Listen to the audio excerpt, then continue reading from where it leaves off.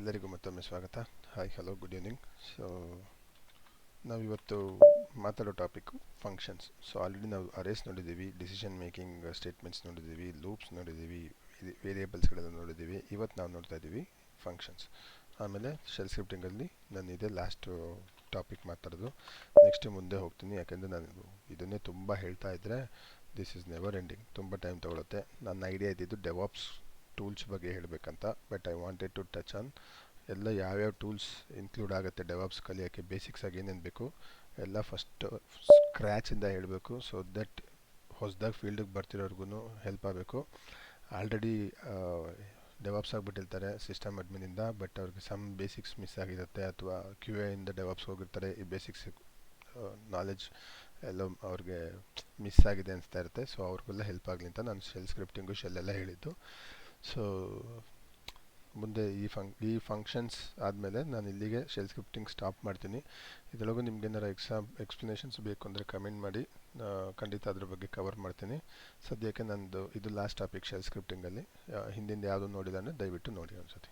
Okay, so shell ಸ್ಕ್ರಿಪ್ಟಿಂಗಲ್ಲಿ functions ಬಂದು ತುಂಬ powerful feature. First of all ಎಲ್ಲ ಸ್ಕ್ರಿಪ್ಟಿಂಗ್ ಲ್ಯಾಂಗ್ವೇಜ್ ಥರನೇ ಫಂಕ್ಷನ್ಸ್ ಏನಕ್ಕೆ ಯೂಸ್ ಮಾಡ್ತೀವಿ ಅಂದರೆ, ಒಂದು ಕೋಡನ್ನು ಪದೇ ಪದೇ ಬರೆಯೋ ಬದಲು ಒಂದು ಕಡೆ ಫಂಕ್ಷನ್ಸ್ ಥರ ಬರೆದಿಟ್ಬಿಟ್ಟು ಅದನ್ನು ಕಾಲ್ ಮಾಡ್ತೀವಿ ಯಾವಾಗ ಬೇಕೋ ಆವಾಗ. ಸೊ ಅವಾಗ ಏನಾಗುತ್ತೆ, ಆಟೋಮೆಟಿಕ್ಕಾಗಿ ನಂಬರ್ ಆಫ್ ಲೈನ್ಸ್ ಕಡಿಮೆ ಆಗುತ್ತೆ, but we will reach our destination. ನಮಗೇನು ಕಂಡೀಷನ್ ಮೀಟ್ ಮಾಡಬೇಕಿತ್ತು ಅದು ಕೂಡ ಮೀಟ್ ಮಾಡಿರ್ತೀವಿ. ಲೈಕ್ ಹೆಂಗೆ ಅಂದರೆ, ಎವ್ರಿ ಟೈಮ್ ನಾವು ಕ್ಯಾಲ್ಕುಲೇಟರ್ ಹೊಸದು ಅಂಗಡಿಗೆ ತೊಗೊಂಬರಲ್ಲ. ಒಂದು ಸತಿ ತಂದು ಮನೇಲಿ ಇಟ್ಬಿಟ್ಟಿರ್ತೀವಿ, ಯಾವಾಗ ನಮ್ಗೆ ಯೂಸ್ ಮಾಡಬೇಕಾಗತ್ತೋ ನಾವು ಅದನ್ನು ಯೂಸ್ ಮಾಡ್ತಿರ್ತೀವಿ. ಎವ್ರಿ ಟೈಮ್ ನಾವು ಸೇಮ್ ನಂಬರ್ಗೆ ಯೂಸ್ ಮಾಡಲ್ಲ, ಡಿಫ್ರೆಂಟ್ ನಂಬರ್ಸ್ ಯೂಸ್ ಮಾಡ್ತಿರ್ತೀವಿ. ಸೊ ಅದೇ ಥರ. ಓಕೆ, ಸೊ ನೋಡೋಣ ಸಿಂಟ್ಯಾಕ್ಸ್ ಹೆಂಗಿದೆ, basic syntax. So function name braces, ಇದಕ್ಕೆ ಫ್ಲವರ್ ಬ್ರ್ಯಾಕೆಟ್ಸ್ ಬರುತ್ತೆ. ಇಲ್ಲಿ ತನಕ ಇದಿರಲಿಲ್ಲ, ಯಾವೇ ಲೂಪ್ಸ್ಗಾಗಲಿ ಕಂಡೀಷನ್ಸ್ಗಾಗಲಿ ಇದಿರಲಿಲ್ಲ. ಈ ಸತಿ ಯೂಸ್ ಮಾಡ್ತಾರೆ, ಅದನ್ನ ಇಂಟ್ರೊಡ್ಯೂಸ್ ಮಾಡಿದ್ದಾರೆ. ಆಮೇಲೆ ಒಳಗಡೆಗೆ ಸ್ಟೇಟ್ಮೆಂಟ್ಸ್ ಅಥವಾ ಕಮೆಂಟ್ಸು. ಸಿಂಪಲ್ ಸಿಂಟ್ಯಾಕ್ಸ್, ಒಂದೇ line. Function name, open and close brackets, and within flower brackets comments. So ಇದೊಂದು ಮೆಥಡ್ ಆದರೆ, ಇನ್ನೊಂದು ಮೆಥಡ್ ಇದೆ, ಫಂಕ್ಷನ್ ಸ್ಪೇಸ್ ಫಂಕ್ಷನ್ ನೇಮ್ ಕೊಟ್ಬಿಟ್ಟು ಫ್ಲವರ್ ಬ್ರ್ಯಾಕೆಟ್ಸಲ್ಲಿ ನಿಮ್ಗೆ ಏನು ಸ್ಟೇಟ್ಮೆಂಟ್ಸ್ ಬೇಕೋ ಎಲ್ಲ ಬರಿಬೋದು. ಸೊ ಇದೆರಡೂ ಥರನೂ ಹೆಂಗೆ ನೀವು ಡಿಫೈನ್ ಮಾಡಿದ್ರೂ ಶೆಲ್ ಸ್ಕ್ರಿಪ್ಟಿಂಗ್ ಅದನ್ನ ಫಂಕ್ಷನ್ಸ್ ಅಂತ ಡಿಫೈನ್ ಮಾಡುತ್ತೆ. ಆಮೇಲೆ ಇನ್ನೊಂದು ಮೇನ್ ಕಂಡೀಷನ್ ಏನಂದರೆ, ನಾವು ಫಂಕ್ಷನ್ನ ಕಾಲ್ ಮಾಡೋಕ್ಕೂ ಮುಂಚೆ ಫಸ್ಟ್ ಡಿಫೈನ್ ಮಾಡಿರಬೇಕು ಫಂಕ್ಷನ್ನ. ಅಂದರೆ ಈಗ ಇಲ್ಲಿ ನನ್ನ ಎಕ್ಸಾಂಪಲಲ್ಲಿ ನೋಡಿ, ಇಲ್ಲಿ ನಾನು ಫಸ್ಟೇ ಇಲ್ಲಿ ಕೋಡಲ್ಲಿ ಫಂಕ್ಷನ್ನ ನಾನು ಕಾಲ್ ಮಾಡಿಬಿಟ್ಟು, ಇಲ್ಲಿದೆಯಲ್ಲ ನೋಡಿ ಲೈನು, ಈ ಲೈನ್ನ ನಾನು ಮೊದಲೇ ಬರೆದುಬಿಟ್ರೆ, ಸೊ ನಮ್ಮ ಶೆಲ್ ಸ್ಕ್ರಿಪ್ಟಿಂಗ್ ಹೆಂಗೆ ವರ್ಕ್ ಆಗುತ್ತೆ ಅಂದರೆ, ಜಾವ ಥರ ಮೊದಲೇ ಫುಲ್ಲು ಕಂಪೈಲ್ ಆಗಿಬಿಟ್ಟು ಆಮೇಲೆ ಅದನ್ನು ಕಾಲ್ ಮಾಡ್ತೀನಿ ನನಗೆ ಹೆಂಗೆ ಬೇಕದು, ಆ ಥರ ಅಷ್ಟು ಕಂಫರ್ಟ್ ಇಲ್ಲ. ಸೊ ಅದು ಹೆಂಗೆ ವರ್ಕ್ ಆಗುತ್ತೆ ಅಂದರೆ, ಲೈನ್ ಬೈ ಲೈನೇ ರೀಡ್ ಮಾಡುತ್ತೆ, ಲೈನ್ ಬೈ ಲೈನ್ ಎಕ್ಸಿಕ್ಯೂಟ್ ಮಾಡ್ಕೊಂಡು ಹೋಗುತ್ತೆ. ಸೊ ನಿಮಗೆ ಈ ಲೈನ್ ಗ್ರೀಟ್ ಅಂತ ಮತ್ತೆ ಇದು ಫಂಕ್ಷನ್, ಇದು ನಾನು ಇಲ್ಲಿ ಕಾಲ್ ಮಾಡ್ತಾ ಇರೋದು ಗ್ರೀಟಿಂಗ್ಗೆ. ಈ ಫಂಕ್ಷನ್ ನಾನು ಇಲ್ಲಿ ಕಾಲ್ ಮಾಡ್ತಾ ಅಂದರೆ ಅಷ್ಟೊತ್ತಿಗೆ ಆಲ್ರೆಡಿ ಡಿಫೈನ್ ಆಗಿಬಿಟ್ಟಿರಬೇಕು. ಇದಾದಮೇಲೆ ಮಾಡ್ತೀನಿ ಅಂದರೆ ಶೆಲ್ ಸ್ಕ್ರಿಪ್ಟಿಂಗು ಫಂಕ್ಷನ್ ನಾಟ್ ಫೌಂಡ್ ಅಂತ ಬರೆದು ಬಿಡುತ್ತೆ, even though it is present in the same file. ನಿಮಗೆ ಜಾವದಲ್ಲಾದರೆ ಫುಲ್ ಫೈಲ್ ಫಸ್ಟ್ ಕಂಪೈಲ್ ಆಗಿ ಇಟ್ ವಿಲ್ ಕ್ರಿಯೇಟ್ ಆಬ್ಜೆಕ್ಟ್ಸು. ಇಷ್ಟು ಫಂಕ್ಷನ್ಸ್ ಡಿಫೈನ್ ಮಾಡಿದ್ದಾರೆ, ಇಷ್ಟು ವೇರಿಯೇಬಲ್ ಡಿಫೈನ್ ಮಾಡಿದ್ದಾರೆ, ಇಷ್ಟು ವೇರಿಯೇಬಲ್ಗೆ ವ್ಯಾಲ್ಯೂ ಡಿಫೈನ್ ಮಾಡಿದ್ದಾರೆ ಅಂತೆಲ್ಲ ಆಗುತ್ತೆ. ನೀವು ಆಮೇಲೆ ಅದನ್ನ ರನ್ ಮಾಡಿದಾಗ ನೀವು ಹೆಂಗೆ ಬೇಕಾರೋ ಫಂಕ್ಷನ್ಸ್ನ ಕರೆದು ಕಾಲ್ ಮಾಡ್ಬೋದು. ಬೇರೆ ಫೈಲಿಂದನೂ ಬೇಕಾದ್ರೆ ಫಂಕ್ಷನ್ಸ್ ಕಾಲ್ ಮಾಡ್ಕೋಬೋದು, ಆದರೆ ಇದ್ರೊಳಗೆ ಹಾಗಿಲ್ಲ. ಸೊ ಇದರಲ್ಲಿ ಫಂಕ್ಷನ್ಸ್ ಅಲ್ಲೇ ಇರುತ್ತೆ. ಫಂಕ್ಷನ್ನ ಮೊದಲು ಡಿಫೈನ್ ಮಾಡಿರಬೇಕು, ಆಮೇಲೆ ಯೂಸ್ ಮಾಡಬೇಕು. ಸೊ ಸಿಂಟ್ಯಾಕ್ಸ್ ನೋಡಿದ್ದೀವಿ, ಮೇನ್ ಕಂಡೀಷನ್ ಒಂದು ನೋಡಿದ್ದೀವಿ. ಇವಾಗ ಫಸ್ಟ್ ಎಕ್ಸಾಂಪಲ್ ಸ್ಟಾರ್ಟ್ ಮಾಡೋಣ. ಫಸ್ಟ್ಗೆ ನಾನು ಇಲ್ಲಿ ಮೊದಲೇ ಡಿಫೈನ್ ಮಾಡ್ದಂಗೆ just function name, open close braces, and within flower brackets comment ಬರೀಬೇಕು. ಸೊ ಅದೇ ಮೆಥಡ್ ಫಾಲೋ ಮಾಡಿ ಜಸ್ಟ್ ಇಲ್ಲೊಂದು ಫಂಕ್ಷನ್ ಬರೆದಿದ್ದೀನಿ, greet open and close braces, and within flower brackets ಒಂದು ಇಕೋ ಲೈನ್, ಜಸ್ಟ್ ಒಂದು ಲೈನ್ ಪ್ರಿಂಟ್ ಮಾಡ್ತಾಯಿದ್ದೀನಿ, hi $1 ಅಂತ. So ಈ ಫಂಕ್ಷನನ್ನು ನಾನು ಹೆಂಗೆ ಕರಿತೀನಿ ಅಂದರೆ, ಇಲ್ಲಿ ಗ್ರೀಟ್ ಅಂದ್ಬಿಟ್ಟು ಜಸ್ಟ್ ನಾನೇನು ಬೇರೇನೂ ಡಿಫೈನ್ ಮಾಡೋದಿಲ್ಲ, ಜಸ್ಟ್ ಈ ಫಂಕ್ಷನ್ ನೇಮ್ ಬರೆದ್ಬಿಟ್ಟು ಅದಕ್ಕೇನು ವೇರಿಯೇಬಲ್ ಪಾಸ್ ಮಾಡಬೇಕೋ ಅದನ್ನ ಪಾಸ್ ಮಾಡ್ತಾಯಿದ್ದೀನಿ. ಎವ್ರಿ ಟೈಮ್ ವೇರಿಯೇಬಲ್ ಪಾಸ್ ಮಾಡಲೇಬೇಕು ಅಂತೇನಿಲ್ಲ. ನಮ್ಮ ಫಂಕ್ಷನ್ ನಾವು ಹೆಂಗೆ ಡಿಸೈನ್ ಮಾಡಿರ್ತೀವಿ ಅದ್ರ ಮೇಲೆ. ಇಲ್ಲಿ ನಾನು ಹಲೋ $1 ಅನ್ನೋ ಬದಲು ಹಾಯ್ ಹಲೋ ಟೀಮ್ ಆ ಥರ ಏನಾರು ಕೊಟ್ಟಿದ್ರೆ, I just call greet, so it will execute this function. So ಆ ಥರ. ಸೊ ಇಲ್ಲಿ ನಾನು ಒಂದು ವೇರಿಯೇಬಲ್ನ ವ್ಯಾಲ್ಯೂ ಎಕ್ಸ್ಪೆಕ್ಟ್ ಮಾಡ್ತಾ ಇರೋದ್ರಿಂದ ನಾನು ಒಂದು ವೇರಿಯೇಬಲ್ಗೆ ವ್ಯಾಲ್ಯೂ ಕೂಡ ಕಳಿಸ್ತಾ ಇದ್ದೀನಿ. ಸೊ ಇವಾಗ ಫಸ್ಟ್ ಹೆಂಗೆ ರನ್ ಆಗುತ್ತೆ ನೋಡೋಣ. ಸೊ ಇಲ್ಲಿ ನಂದು ರೀಡ್ ನೇಮ್ ಅಂತ ಕೊಟ್ಟಿರೋದ್ರಿಂದ ಫಸ್ಟ್ ನನಗೆ ನೇಮ್ ಕೇಳುತ್ತೆ, ಎಂಟರ್ ನೇಮ್ ಅಂತ. Let me give the name. So functions enter name basics first, hello basics first ಅಂತ ಹೇಳಿ ನನಗೆ ಅಂದರೆ ನಾನು ಇಲ್ಲಿ ನೇಮ್ ಪಾಸ್ ಮಾಡಿದೆ, ಇಲ್ಲಿಗೆ ಈ ನೇಮ್ ವ್ಯಾಲ್ಯೂ ಈ ಫಂಕ್ಷನ್ಗೆ ಪಾಸ್ ಮಾಡಿದೆ. ಆಮೇಲೆ ಈ ಫಂಕ್ಷನ್ನು ಆ್ಯಕ್ಚುಲಿ ಈ ಮೆಥಡ್ನ ಕಾಲ್ ಮಾಡಿ ಈ ಲೈನ್ನ ಪ್ರಿಂಟ್ ಮಾಡಿದ್ದಾರೆ. ಸೊ ಇಷ್ಟೇ, ಸಖತ್ ಈಸಿ ಕಾನ್ಸೆಪ್ಟು. ನಾವು ಕಲ್ತ್ಕೊಳ್ಳೋ ತನಕ ಕಷ್ಟ, ಕಲ್ತ ಮೇಲೆ ಈಸಿ ಅನಿಸುತ್ತೆ. ಸೊ ಎಕ್ಸಾಂಪಲ್ 2 ನೋಡೋಣ. Function with multiple arguments. ಇವಾಗ ನಾವು ಮೇಲ್ಗಡೆ ಬರೀ ಒಂದೇ ಆರ್ಗ್ಯುಮೆಂಟ್ ಪಾಸ್ ಮಾಡಿದ್ವಿ, ಈಗ ಮಲ್ಟಿಪಲ್ ಹೇಗೆ ಮಾಡೋದು ಅಂತ. ಸೊ ಈಗ ನಾನು ಇಲ್ಲೇನು ಮಾಡ್ತಾಯಿದ್ದೀನಿ, ಸೇಮ್ ಕಾನ್ಸೆಪ್ಟ್ ನೋಡಿ. ಎರಡು ವೇರಿಯೇಬಲ್ ವ್ಯಾಲ್ಯೂ ರೀಡ್ ಮಾಡ್ತಾಯಿದ್ದೀನಿ, ಆಮೇಲೆ ಒಂದು ಫಂಕ್ಷನ್ ಕೂಡ ಡಿಫೈನ್ ಮಾಡಿದ್ದೀನಿ, ಆ್ಯಡ್ ನಂಬರ್ಸ್ ಅಂತ. ಸೊ ನಾವು ಇದನ್ನ ಆಲ್ರೆಡಿ ಹಿಂದಿನ ಎಪಿಸೋಡಲ್ಲಿ ನೋಡಿದ್ದೀವಿ ಹೇಗೆ ಸಮ್ ಆಗುತ್ತೆ ಅಂತ. ಓಕೆ, ಸೊ ಕನ್ಫ್ಯೂಸ್ ಆಗಿಬಿಡಿ ಇಲ್ಲಿ $1 $2 ಅಂತ, ಯಾಕಂದರೆ ನಾನು ಇಲ್ಲೇ ಡಾಲರ್ ಕೊಟ್ಟರೆ ಸಾಕು ಇಲ್ಲಿ 1+2 ಅಲ್ವಾ ಅಂತ. ಹಂಗಾಗಲ್ಲ, ಯಾಕಂದರೆ ಇದು ವೇರಿಯೇಬಲ್ಸು. ನಾನು ವೇರಿಯೇಬಲ್ನ ಇಲ್ಲಿ ಡಿಫೈನ್ ಮಾಡೋಲ್ಲ, ಡೈರೆಕ್ಟಾಗಿ ಪಾಸ್ ಮಾಡ್ತಾಯಿದ್ದೀನಿ. ಸೊ ಈಗ ಇಲ್ಲಿ ಆ್ಯಡ್ ನಂಬರ್ಸ್ಗೆ ಇಲ್ಲಿ $A $B, ಇಲ್ಲೇನು ಹಿಂದೆ ತುಂಬ ಫಾಸ್ಟ್ ಆಯ್ತು ಅನ್ಸುತ್ತೆ. ಸೊ ಇಲ್ಲಿ ಏನು ವ್ಯಾಲ್ಯೂ ರೀಡ್ ಮಾಡ್ತಾಯಿದ್ದೀನಿ ಅದನ್ನು ನನ್ನ ಮೆಥಡ್ಗೆ ಪಾಸ್ ಮಾಡ್ತಾಯಿದ್ದೀನಿ, A+Bನ. ಇಲ್ಲಿಗೆ ಬಂದಾಗ ಕಂಟ್ರೋಲರು ಇಲ್ಲಿಗೆ ವಾಪಸ್ ಹೋಗಿ ಚೆಕ್ ಮಾಡುತ್ತೆ, ಸಮ್ ಅನ್ನೋ ವೇರಿಯೇಬಲ್ ಕ್ರಿಯೇಟ್ ಮಾಡುತ್ತೆ. ಅದಕ್ಕೆ $1ಗೆ $A ಅಂತ ತೊಗೊಳುತ್ತೆ, $2ಗೆ $B ಅಂತ ವ್ಯಾಲ್ಯೂ ತೊಗೊಂಡು ಇಲ್ಲಿ ಆಪರೇಟರ್ ಪ್ಲಸ್ ಆಪರೇಟರ್ ಯೂಸ್ ಮಾಡೋದ್ರಿಂದ ಎರಡನ್ನೂ ಆ್ಯಡ್ ಮಾಡಿ A+B ಆ್ಯಡ್ ಮಾಡಿ ಈ ವೇರಿಯೇಬಲಲ್ಲಿ ಡೇಟಾಸ್ ಅದರ ವ್ಯಾಲ್ಯೂನ ಸೇವ್ ಮಾಡುತ್ತೆ. ಈಗ ನಾನು 5+5 ಅಂತ ಕೊಟ್ಟರೆ 10 ಆಗುತ್ತೆ total. Sum is equals to 10 ಅಂತ ಡಿಫೈನ್ ಆದಂಗೆ ಆಗುತ್ತೆ. ಆವಾಗ ಸಮ್ ವ್ಯಾಲ್ಯೂ 10 ಬರುತ್ತೆ. ಸೊ ಅದನ್ನೇ sum of $1 and $2 is sum ಅಂತ ಪ್ರಿಂಟ್ ಮಾಡ್ತಾಯಿದ್ದೀನಿ. ಸಮ್ ಅಂದರೆ 10 ಬರಬೇಕು ನನಗೆ, ಓಕೆನಾ. ಸೊ ಈಗ ಫಸ್ಟು ಇಲ್ಲಿ ತೆಗೆದು ಬರ್ತೀನಿ ನಾನು. ನಾನು ಎವ್ರಿ ಟೈಮ್ ನೇಮ್ ಎಂಟರ್ ಮಾಡ್ತಾ ಇರಬೇಕು. Name equals to basics first. Okay, so ಅದು ಎವ್ರಿ ಟೈಮ್ ಹಾಗೆ ಪ್ರಿಂಟ್ ಮಾಡುತ್ತೆ. ಸೊ ಈಗ ನಂದು ಶೆಲ್ ಸ್ಕ್ರಿಪ್ಟ್ ಎಕ್ಸಿಕ್ಯೂಟ್ ಮಾಡ್ತಾ ಇದ್ದೀನಿ, ./functions.sh ಅಂತ. ಸೊ ನಾನು ಆಲ್ರೆಡಿ ನೇಮ್ ಕೊಟ್ಟಿದ್ದಕ್ಕೆ ಅದು ನೋಡಿ ಹೆಂಗೆ ಚೇಂಜ್ ಆಗಿಬಿಡುತ್ತೆ ಶೆಲ್ ಸ್ಕ್ರಿಪ್ಟು, ಟಕ್ಕ ಅಪ್ಡೇಟ್ ಆಗುತ್ತೆ. So enter the value of A 5, enter the value of B 5.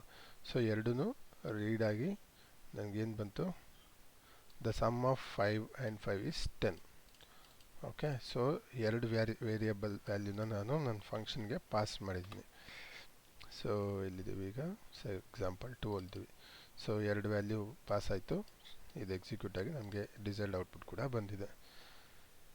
Okay, ಅದೇ ನನಗೆ ಹಿಂಗೆ ಬೇಡ, ಇಲ್ಲಿ ಪ್ರಿಂಟ್ ಮಾಡೋದು ಬೇಡ, ನನಗೆ ಆ್ಯಡ್ ನಂಬರ್ಸ್ ಆದಮೇಲೆ ನಾನು ಸಮ್ ಪ್ರಿಂಟ್ ಮಾಡೋದಕ್ಕಂದ್ರೆ ಅಂತ ನೆಕ್ಸ್ಟ್ ರಿಕ್ವೈರ್ಮೆಂಟ್ ಇದ್ದರೆ, ಅಥವಾ ನಾನು ಅಲ್ಲಿಂದ ಬರೋ ವ್ಯಾಲ್ಯೂ ತೊಗೊಂಡು ನಾನು ಮುಂದೆ ನನ್ನ ಫಂಕ್ಷನ್ಸ್ನ ಕಂಟಿನ್ಯೂ ಮಾಡ್ತೀನಿ, ನನಗೆ ಪ್ರಿಂಟಿಂಗ್ ಬೇಡ every time why should I print ಅಂದರೆ, ಈಗ ಹೆಂಗಂದರೆ ಇಲ್ಲಿ ಸಮ್ನ ನಾವು ಇಲ್ಲೇ ಪ್ರಿಂಟ್ ಮಾಡ್ತಾ ಇದ್ದೀವಲ್ಲ, ಅದ್ರ ಬದಲು ಈ ಸಮ್ ಇಲ್ಲಿ ಬಂದು ಅದು ಇನ್ನೊಂದು ನಂಬರ್ ಜೊತೆ ಆ್ಯಡ್ ಮಾಡಬೇಕು. ಸೊ ಹಾಗಾಗಿ ನನಗೆ ಅದು ರಿಟರ್ನ್ ಬರಬೇಕು ಮೆಥಡಿಂದ, ಇಲ್ಲೇ ಮೆಥಡ್ ಎಂಡ್ ಆಗಿಬಿಡಬಾರ್ದು ಅಂದರೆ, ಸೊ ನಾವೇನು ಮಾಡಬೇಕು, ವಿ ಶುಡ್ ರಿಟರ್ನ್ ಮಾಡಬೇಕು ರಿಸಲ್ಟ್ಸ್ನ. ಸೊ ಹೇಗೆ ಅಂದರೆ ಇಲ್ಲಿ ನೋಡಿ, ಸೊ ಥರ್ಡ್ ಮೆಥಡಲ್ಲಿ ನಾನು ಬರೆದಿದ್ದೀನಿ, ಮಲ್ಟಿಪ್ಲೈ ನಂಬರ್ಸ್ ಫಂಕ್ಷನ್ ಡಿಫೈನ್ ಮಾಡ್ತಾ ಇದ್ದೀನಿ, ಮಲ್ಟಿಪ್ಲಿಕೇಶನ್ನು same just like this. Okay, so ರಿಸಲ್ಟ್ಸ್ನ ನಾನು ಇಲ್ಲಿ ಪ್ರಿಂಟ್ ಮಾಡ್ಕೊತಾ ಇದ್ದೀನಿ. Okay, so results. ಸೊ ಈ ಮೆಥಡ್ ಏನು ಔಟ್ಪುಟ್ ಮಾಡುತ್ತೆ, ಜಸ್ಟ್ ರಿಸಲ್ಟನ್ನು ಔಟ್ಪುಟ್ ಮಾಡುತ್ತೆ. ಆದರೆ ನಾನು ಏನು ಮಾಡ್ತಾಯಿದ್ದೀನಿ, ಡೈರೆಕ್ಟಾಗಿ ಪ್ರಿಂಟ್ ಮಾಡೋ ಬದಲು ಈ ವ್ಯಾಲ್ಯೂನ ಇನ್ನೊಂದು ವೇರಿಯೇಬಲಲ್ಲಿ ಸ್ಟೋರ್ ಮಾಡ್ತಾಯಿದ್ದೀನಿ, ರಿಸಲ್ಟ್ ಅನ್ನೋ ಇನ್ನೊಂದು ವೇರಿಯೇಬಲ್ಗೆ, ಅಥವಾ ಈ ರಿಸಲ್ಟೇ ಓವರ್ ರೈಟ್ ಆಗುತ್ತೆ ಅಂದ್ಕೊಳ್ಳಿ. ಸೊ ಇಲ್ಲಿ ಬರೋ ರಿಸಲ್ಟು ಇದರೊಳಗೆ ಸ್ಟೋರ್ ಆಗುತ್ತೆ ಎಲ್ಲ ಬಂದು.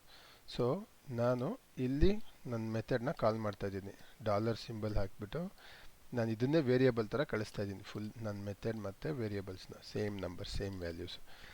ಸೊ ಅವಾಗೇನಾಗುತ್ತೆ, ಇಲ್ಲಿ ಬಂದಾಗ ಇಲ್ಲಿಗೆ ಹೋಗುತ್ತೆ, ಎರಡು ಮಲ್ಟಿಪ್ಲೈ ಆಗುತ್ತೆ. ಈಗ 5/5 ಅಂತ ಕೊಟ್ಟಿದ್ರೆ 25 ಆಗುತ್ತೆ. ಸೊ 25 ಅಂತ ಇಲ್ಲಿ ರಿಟರ್ನ್ ಬಂದಾಗ ಆ 25ನ ನಾನು ಪ್ರಿಂಟ್ ಮಾಡೋ ಬದಲು ಈ ವೇರಿಯೇಬಲಲ್ಲಿ ಸ್ಟೋರ್ ಮಾಡ್ಕೋತೀನಿ.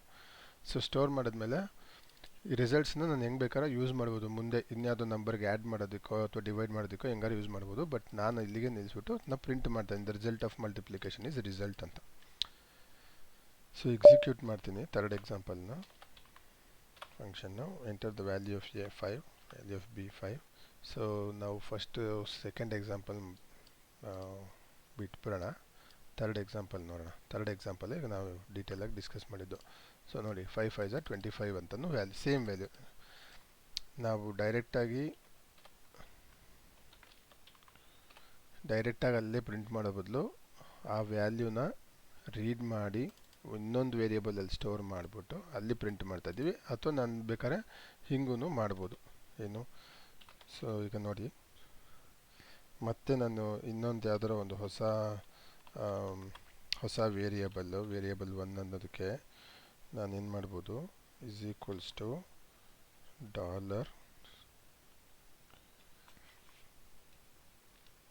A plus dollar results. ನಾನು ಇದು ವರ್ಕ್ ಆಗಬೇಕು ಆ್ಯಕ್ಚುಲಿ. ಸೊ ಇಲ್ಲಿ ಹೆಂಗಾಗುತ್ತೆ, ಎ ಅಂತ ಆಲ್ರೆಡಿ ನಾನು ಇಲ್ಲಿ 10 ಪಾಸ್ ಮಾಡಿದ್ದೀನಿ ಅಲ್ವಾ, ಆ 10 ಅಥವಾ 5 ಪಾಸ್ ಮಾಡಿದ್ದೀನಿ, ಮತ್ತು 25 ಜೊತೆಗೆ ಆ್ಯಡ್ ಆಗಿಬಿಟ್ಟು ಇಲ್ಲಿ ನಾನು ಇದನ್ನ ಪ್ರಿಂಟ್ ಮಾಡ್ತೀನಿ ಹಿಂಗೆ ಡಾಲರ್ ವೇರಿಯೇಬಲ್ 1. ಓಕೆ, ನೋಡೋಣ ಇದು ಹೆಂಗೆ ವರ್ಕ್ ಆಗುತ್ತೆ ಅಂತ. ಸೊ ನಾವು ಹಿಂಗೆ ಎಕ್ಸ್ಪೆರಿಮೆಂಟ್ ಮಾಡಿನೇ ಕಲಿಯೋದು. 5 5. ಸೊ ನಂಗೆ ವ್ಯಾಲ್ಯೂ ಏನು ಬಂತು ಇವಾಗ, okay, functions dot H S comment not found ಅಂತ ಬಂತು. ಸಮಥಿಂಗ್ ಏನೋ ಮಿಸ್ ಮಾಡಿದ್ದೀನಿ ನಾನು. ಮಲ್ಟಿಪಲ್ ನಂಬರ್ಸ್ ಎಲ್ಲ ಕರೆಕ್ಟ್ ಇದೆ.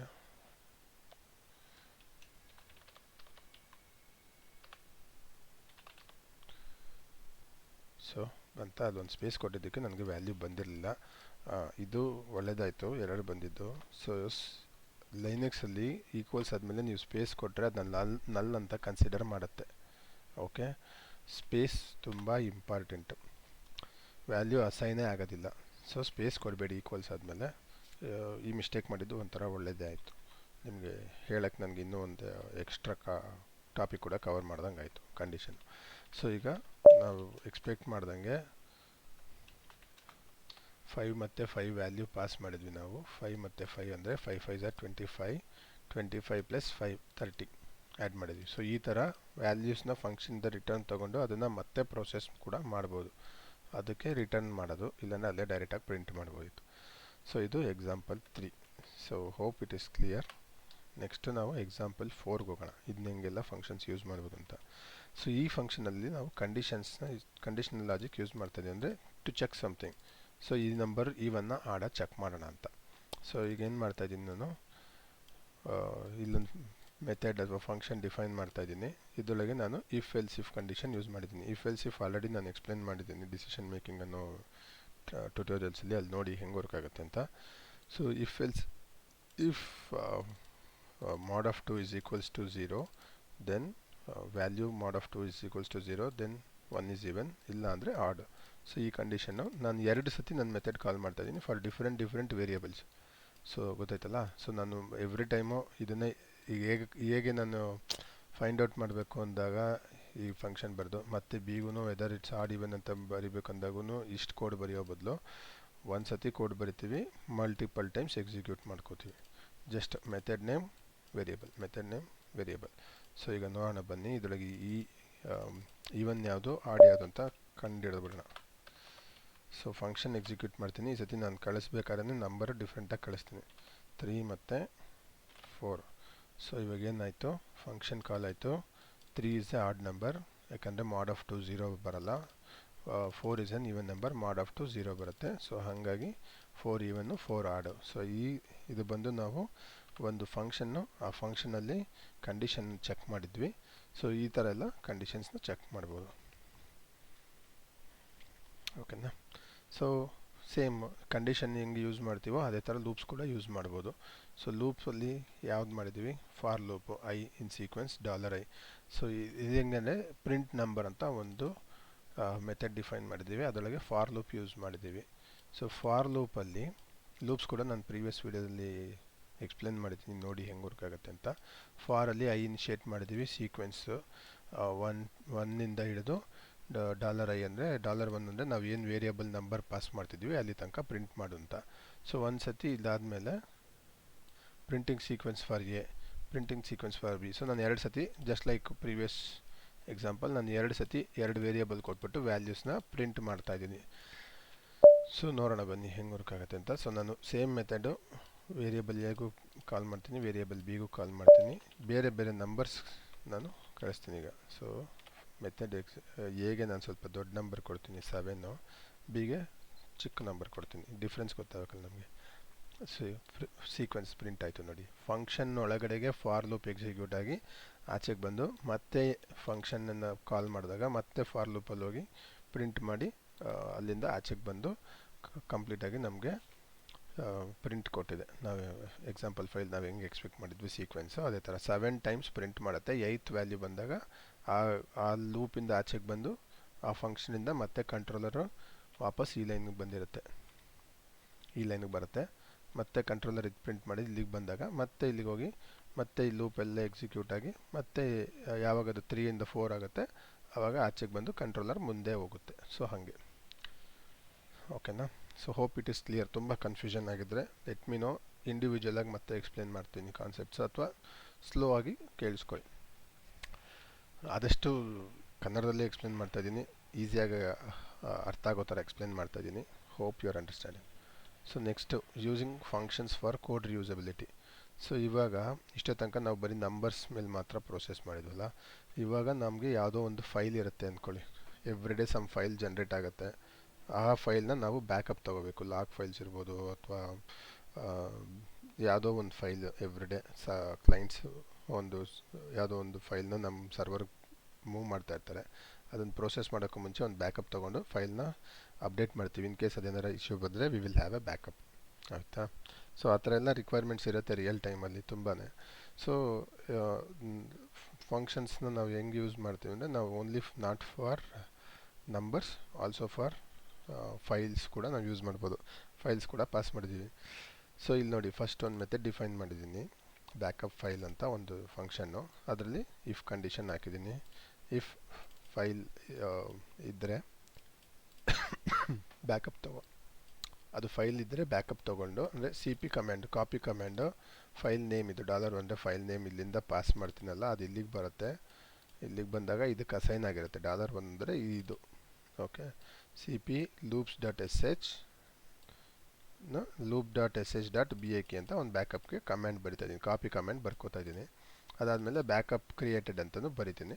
ಇಲ್ಲ ಅಂದರೆ ಫೈಲ್ ಇಲ್ಲ ಅಂತ ಬರಿತೀವಿ. ಸೊ ಈಗ ನಾನು ಇಲ್ಲಿ ಮೆಥಡ್ನ ಕಾಲ್ ಮಾಡ್ತಾ ಇದ್ದೀನಿ.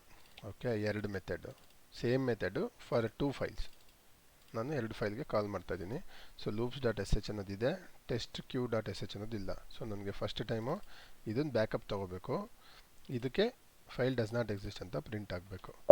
ಅದು ನಂದು ಎಕ್ಸ್ಪೆಕ್ಟೆಡ್ ಔಟ್ಪುಟ್. ಓಕೆ ನೋಡಿ, ಇಲ್ಲಿ ಬಂದಿದೆ loops.sh ಕ್ರಿಯೇಟೆಡ್ ಆ್ಯಸ್ ದಿಸ್, ಇದು ಡಸ್ ನಾಟ್ ಎಕ್ಸಿಸ್ಟ್ ಅಂತ ಬರ್ತಾ ಇದೆ. ಸೊ ನಾನು ಲಿಸ್ಟ್ ಮಾಡಿ ನೋಡ್ತೀನಿ, ಇಲ್ಲಿ ಬಂದಿದೆ ನೋಡಿ loops.sh.bak ಅಂತ ಬ್ಯಾಕಪ್ ಕ್ರಿಯೇಟ್ ಆಗಿದೆ ಫೈಲ್ಗೆ. ಇನ್ ಕೇಸಲ್ಲಿ ಬ್ಯಾಕಪ್ ಇರಲಿಲ್ಲ ಅಂದಿದ್ರೆ, ಫೈಲ್ ಇಲ್ಲ ಅಂದರೆ ನನಗೆ ಈ ಥರ ಬರುತ್ತೆ, file does not exist. So ಇದ್ದರೆ .bak ಅಂತ ಕೊಟ್ಟಿದ್ದೆ. ನಾನು ಇದಿಷ್ಟು ಫೈಲ್ ನೇಮನ್ನು ಬೇಕಾದ್ರೆ ಡೈರೆಕ್ಟ್ರಲ್ಲಿರೋದಷ್ಟನ್ನು ನಾನು ಪಾಸ್ ಮಾಡಿ ಎಲ್ಲದನ್ನು ಬ್ಯಾಕಪ್ ತೊಗೋಬೋದು. ಅದಕ್ಕೂ ಬೇರೆ ಒಂದು ಫಾರ್ ಲೂಪ್ ಹಾಕ್ಬಿಟ್ಟು to reach each and every file name ನಾನು ಒಂದೇ ಸತಿಗೆ ಇನ್ಸ್ಟೆಡ್ ಆಫ್ ಹಾರ್ಡ್ ಕೋಡ್ ಮಾಡೋ ಬದಲು ಫೈಲ್ ನೇಮ್ ಏನು ಬೇಕಾದ್ರೂ ಬರ್ಬೋದು. ಡೇಟ್ ಎವ್ರಿ ಟೈಮು ಒಂದು ಫೈಲು ವಿತ್ ಡೇಟ್ ಅಪೆಂಡ್ ಆಗಿ ಬಂದರೆ ನಿಮಗೆ ಗೊತ್ತಾಗೋದಿಲ್ಲ. ಸೊ ಅವಾಗ ಏನು ಮಾಡಬೇಕು, ಆ ಡೈರೆಕ್ಟ್ರಿಲಿರೋ ಅಷ್ಟನ್ನು ಲಿಸ್ಟ್ ಮಾಡಿ, ಅಷ್ಟು ನೇಮ್ಸ್ ಏನು ಬರುತ್ತೆ ಔಟ್ಪುಟ್, ಆ ಲಿಸ್ಟಲ್ಲಿ ಬರೋ ನೇಮ್ಸ್ನೆಲ್ಲ ಒಂದು ವೇರಿಯೇಬಲ್ಗೆ ಸ್ಟೋರ್ ಮಾಡಿದ್ರೆ ಅರೇ ಥರ ಕ್ರಿಯೇಟ್ ಆಗುತ್ತೆ. ಆ ಅರೇಗೆ ಫಾರ್ ಲೂಪ್ ಹಾಕ್ಬಿಟ್ಟು ನಾವು ಫುಲ್ ಪ್ರಿಂಟ್ ಮಾಡಿಕೊಂಡು ಎಕ್ಸಿಕ್ಯೂಟ್ ಮಾಡಿ ಅದಕ್ಕೂ ನಾವು ಬ್ಯಾಕಪ್ ತೊಗೋಬೋದು. ಸೊ ಫಂಕ್ಷನ್ನ ತುಂಬ ಅದೆಲ್ಲ ನೆಕ್ಸ್ಟ್ ಲೆವೆಲ್ಲು, ಅಡ್ವಾನ್ಸ್ಡ್ ಲೆವೆಲಲ್ಲಿ ನಾವು ಡಿಸೈನ್ ಮಾಡ್ಬೋದು. ನಾನು ಬೇಸಿಕ್ಸ್ ನೀಟಾಗಿ ಹೇಳ್ತಾ ಇದ್ದೀನಿ ಅಷ್ಟೇ. ತುಂಬ ಅಡ್ವಾನ್ಸ್ ಲೆವೆಲ್ಗಳಿದ್ರೆ ನಿಮ್ಗೆ ಇನ್ನೂ ತುಂಬ ಕನ್ಫ್ಯೂಸ್ ಆಗಿಬಿಡುತ್ತೆ ಕಲ್ತ್ಕೊಳ್ಳೋರಿಗೆ. ಆಲ್ರೆಡಿ ಬರ್ತಿರೋರಿಗೆ ಇದೆಲ್ಲ ಈಸಿ ಅನಿಸುತ್ತೆ, ಗೊತ್ತೇ ಇಲ್ಲ ನಾನು ಇದೇ ಫಸ್ಟ್ ಟೈಮ್ ಕಲಿತಾನಿರೋರಿಗೆ ಇದೇ ಕಷ್ಟ ಇರುತ್ತೆ. Okay, so example 7th local variables in functions. ಅಂದರೆ ಲೋಕಲ್ ವೇರಿಯೇಬಲ್ ಅಂದರೆ ಹೆಂಗೆ ಅಂದರೆ, ಈಗ ಫಂಕ್ಷನ್ನಲ್ಲಿನೇ ನಾನು ಒಂದು ವೇರಿಯೇಬಲ್ ಡಿಫೈನ್ ಮಾಡ್ತೀನಿ, ಆ ವೇರಿಯೇಬಲ್ಲು ಆ ಫಂಕ್ಷನ್ಗೆ ಮಾತ್ರ ಗೊತ್ತಿರುತ್ತೆ, ಬೇರೆಯವ್ರಿಗೆ ಗೊತ್ತಿರೋದಿಲ್ಲ. ಈಗ ನಾನಿಲ್ಲಿ ಈ ಫಂಕ್ಷನ್ ಡಿಫೈನ್ ಮಾಡಿದ್ದೀನಿ. ಈ ಫಂಕ್ಷನಲ್ಲಿ ನಾನು 2 ಸ್ಟೇಟ್ಮೆಂಟ್ ಬರೆದಿದ್ದೀನಿ, ಕ್ಲೋಸ್ ಮಾಡಿದ್ದೀನಿ. ಈ ಫಂಕ್ಷನಲ್ಲಿ ಕರೆದ್ಬಿಟ್ಟು 2 ವ್ಯಾಲ್ಯೂ ಪಾಸ್ ಮಾಡ್ತಾ ಇದ್ದೀನಿ. ಈ 2 ವ್ಯಾಲ್ಯೂ ಏನಾಗ್ತಾ ಇದೆ, ಡಿಫ್ರೆನ್ಸ್ ಕಂಡುಹಿಡಿತಾ ಇದ್ದೀನಿ. ಮೈನಸ್ ಆಪರೇಟರ್ ಇದು. ಓಕೆ, ಪ್ರೀವಿಯಸ್ ಸೆಷನ್ಸಲ್ಲಿ ಹೇಳ್ದಂಗೆ ಮೈನಸ್ ಆಪರೇಟರ್ ಯೂಸ್ ಮಾಡ್ತಾ ಇದ್ದೀನಿ. ಆ ಮೈನಸ್ ಆಪರೇಟರ್ದು ವ್ಯಾಲ್ಯೂನ ನಾನು ಡಿಫ್ ಅನ್ನೋ ಒಂದು ವೇರಿಯೇಬಲ್ಗೆ ಸ್ಟೋರ್ ಮಾಡ್ತಾ ಇದ್ದೀನಿ. ಓಕೆ, ಅದನ್ನ ಇಲ್ಲಿ ಪ್ರಿಂಟ್ ಮಾಡ್ತಾ ಇದ್ದೀನಿ. ಈ ಫಂಕ್ಷನ್ ಬಿಟ್ಟು ಹೊರಗಡೆ ಅವ್ರಿಗೆ ಡಿಫ್ ಅಂತ ಒಂದು ವೇರಿಯೇಬಲ್ ಇದೆ ಅಂತ ಗೊತ್ತಿರಲ್ಲ. ಇನ್ ಕೇಸ್ ಇದೇನಕ್ಕೆ ಫೀಚರ್ ಕೊಟ್ಟಿದ್ದಾರೆ ಅಂದರೆ, ಇನ್ ಕೇಸ್ ನಾನು ಈ ವೇರಿಯೇಬಲ್ ಇಲ್ಲಿ ಪ್ರಿಂಟ್ ಮಾಡಿದ್ದೀನಿ ಅಂದರೆ, ಈ ಬೇರೆ ಮೆಥಡಲ್ಲೂ ನಾನು ಅದೇ ವೇರಿಯೇಬಲ್ ಯೂಸ್ ಮಾಡಿದರೆ ವ್ಯಾಲ್ಯೂ ಓವರ್ ರೈಡ್ ಆಗಬಾರ್ದು ಅಂತ. But how do you define this as a local? ಅದಕ್ಕೆ ನೀವು ಈ ಕೀವರ್ಡ್ ಯೂಸ್ ಮಾಡಬೇಕು, ಲೋಕಲ್ ಅಂತ. ಸೊ ಲೋಕಲ್ ಅಂತ ಕೊಟ್ಟರೆ ಅದು defined only to that function. ಆ ಫಂಕ್ಷನ್ ಒಳಗೆ ಮಾತ್ರ ಅದಕ್ಕೆ ಅದಿದೆ ಅಂತ ಗೊತ್ತಿರುತ್ತೆ. ಹೊರಗಡೆ ಯಾರಿಗೂ ಏನೇ ವ್ಯಾಲ್ಯೂ ಇದ್ರೂ ಅದು ಓವರ್ ರೈಡ್ ಆಗಲ್ಲ. ಇನ್ನೊಂದು ಕಡೆ ಡಿಫೈನ್ ಮಾಡಿದರೆ ಅಲ್ಲಿಗೂ ಇಲ್ಲಿಗೂ ಕಾನ್ಫ್ಲಿಕ್ಟ್ ಆಗಲ್ಲ. ಇದು ಪಕ್ಕ ಈ ಫಂಕ್ಷನ್ಗೆ ಮಾತ್ರ ಸೀಮಿತವಾಗಿರುತ್ತೆ. ಓಕೆಲ್ಲ. So same A and B ಮೇಲ್ಗಡೆ ಏನು ವ್ಯಾಲ್ಯೂ ನಾನು ಫಸ್ಟ್ ಪಾಸ್ ಮಾಡ್ತೀನಿ, ಅದೇ ವ್ಯಾಲ್ಯೂಗೆ ನಾನು ಯೂಸ್ ಮಾಡಿ ನಾನಿಲ್ಲಿ ಡಿಫ್ರೆನ್ಸ್ ಫೈಂಡ್ ಮಾಡ್ತಾಯಿದ್ದೀನಿ. ಸೊ ಆ ಡಿಫ್ರೆನ್ಸ್ ಫೈಂಡ್ ಮಾಡಿದ್ದೀನಿ, ಅಲ್ಲೇ ಪ್ರಿಂಟ್ ಮಾಡ್ತಾಯಿದ್ದೀನಿ. ಒಂದು ಸ್ವಲ್ಪ ಡಿಫ್ರೆನ್ಸ್ ಜಾಸ್ತಿ ಬರೋ ಥರ ಕೊಡ್ತೀನಿ, 40, 22. ಸೊ ಡಿಫ್ರೆನ್ಸ್ ಗೊತ್ತಾಗಬೇಕಲ್ಲ ನಮಗೆ. ಸೊ ದ ಡಿಫ್ರೆನ್ಸ್ ಬಿಟ್ವೀನ್, ಇಲ್ಲಿ ನೋಡಿ 40 ಟೈಮ್ಸ್ ಪ್ರಿಂಟ್ ಮಾಡಿದೆ ಫಾರ್ ಲೂಪ್. ಯಾವಾಗ ಅದು ವ್ಯಾಲ್ಯೂ 41 ಆಯಿತು ಅವಾಗ ನಿಲ್ಲಿಸಿದೆ. ಇದು 22 ಟೈಮ್ಸ್ ಪ್ರಿಂಟ್ ಮಾಡಿದೆ, ಯಾವಾಗ ವ್ಯಾಲ್ಯೂ 23 ಆಗುತ್ತೋ ಅವಾಗ ನಿಲ್ಲಿಸಿದೆ. ಸೊ ಇಲ್ಲಿ difference between 40 and 22 is 18. So ಹೀಗೆಲ್ಲ ಫಂಕ್ಷನ್ಸ್ನ ಯೂಸ್ ಮಾಡ್ಬೋದು, ಕರಿಬೋದು.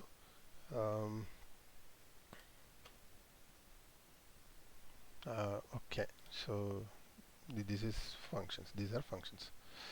ಇನ್ನೇನಾರು ಡೌಟ್ ಇದ್ದರೆ ಕಮೆಂಟಲ್ಲಿ ಹಾಕಿ, ಖಂಡಿತ ಎಕ್ಸ್ಪ್ಲೇನ್ ಮಾಡ್ತೀನಿ. ಮತ್ತು ನೆಕ್ಸ್ಟ್ ಡೆವಾಪ್ಸ್ ಟಾಪಿಕ್ ಜೊತೆಗೆ ಸಿಗೋಣ. ಇವಾಗಿನ ತನಕ ನಾನು ಏನು ಹೇಳಿದ್ದೀನಿ ಎಲ್ಲ ಲೈನೆಕ್ಸ್ನ ಮುಗಿಸಿದ್ದೀನಿ. Thank you.